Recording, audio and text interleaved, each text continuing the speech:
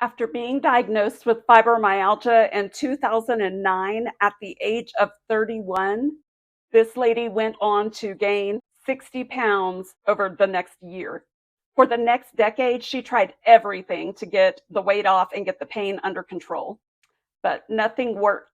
She could lose 10 pounds here and there, but as soon as she would lose it, it would come right back, and sometimes with friends. She could never find a sustainable solution. And of course, this lady that I'm speaking of is me. For an entire decade, my body yo-yoed back and forth with 30 pounds. I just played with the top end of that 60-pound weight gain. I never could get below 30 pounds lost. It would just come right back as soon as I would lose it. That was until 2019. I managed to lose 40 pounds in 10 weeks. And I went on to lose 68 pounds total in 5 months, bringing me only 8 pounds from my goal weight. So, how did I do it? Was it sustainable? That is exactly what we are going to discuss on this channel. Now, in this video and in future videos, you may hear me speak about some different programs, and I want you to know that this channel is not about those programs. I want to tell you what I experienced during my decade-long pain and suffering and what I experienced since that time, and hopefully let you learn from what I have been through. So even if you hear me speak favorably of any certain program or company, that's not what this is about.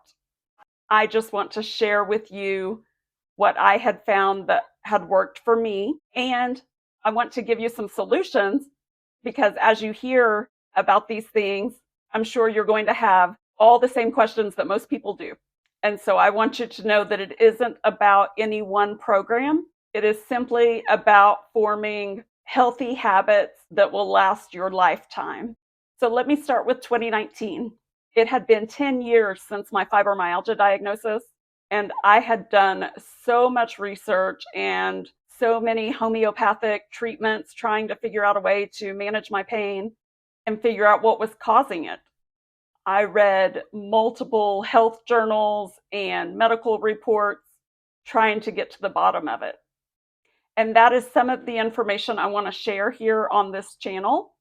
So if you do have any questions about any of that, please do post it in the comments. I've got quite a lineup of videos that I hope to get out to you guys within the next week or two.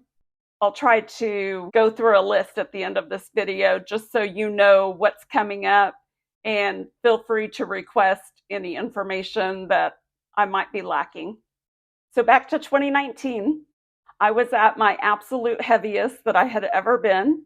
I was heavier then than I was when I gave birth to each of my 4 boys. And of course, with fibromyalgia being caused by nerve pain, all of that excess weight did not help the nerve pain, that's for sure. I even went through a bout in 2016 or 2017 where I had to get rid of all of my high heel shoes because of plantar fasciitis. I remember sitting in my closet floor, bawling my eyes out, posting pictures of my fancy shoes on Facebook to see if anybody wanted to buy them from me.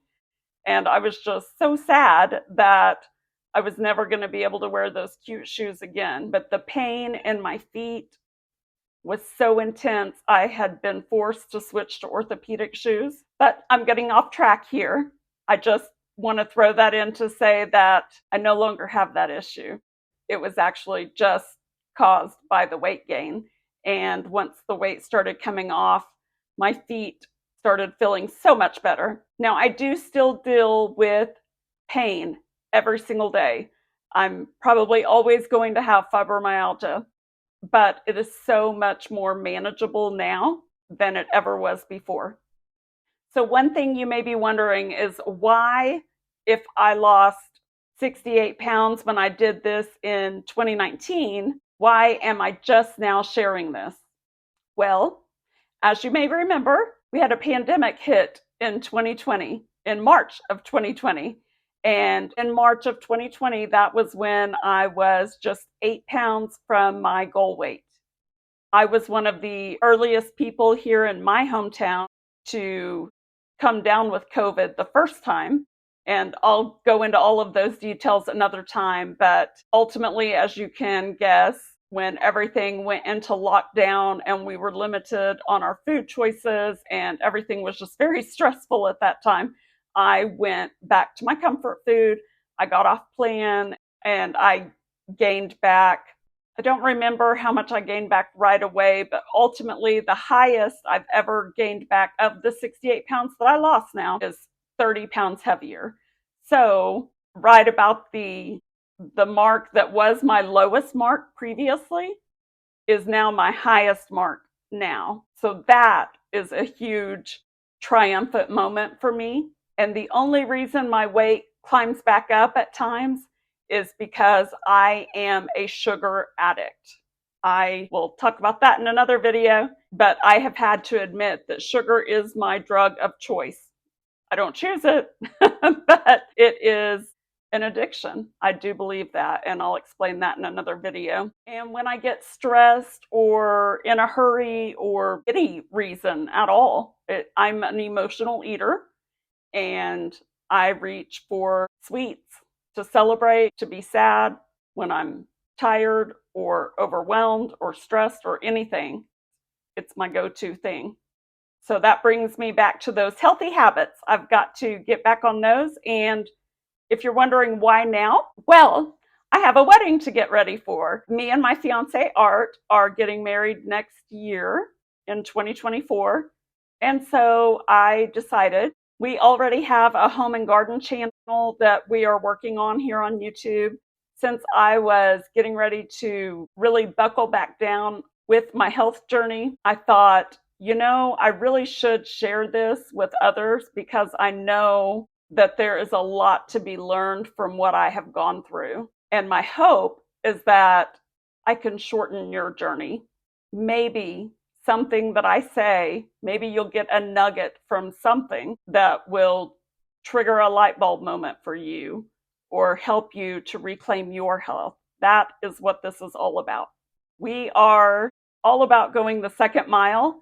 And so this health journey channel may seem like it is not tied to our home and garden channel, but ultimately they do wrap together.